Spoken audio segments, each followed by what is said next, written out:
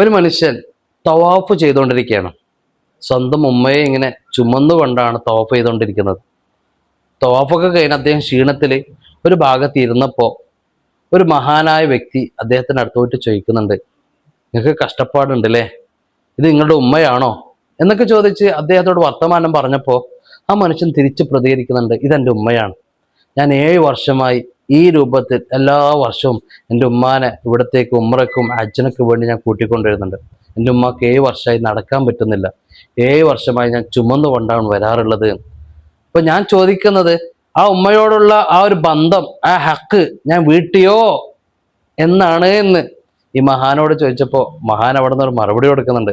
മോനെ, നീ 7 വർഷമല്ല 70,000 വർഷം നിന്റെ ഉമ്മാനെ നീ ചുമന്നു കൊണ്ടുവന്നാൽ പോലും ഈ ഉമ്മയോട് കാണിക്കുന്ന ഒരു ബാധ്യതയിൽപ്പെട്ട ഒരു ബാധ്യതയും പൂർത്തിയാവുന്നില്ല.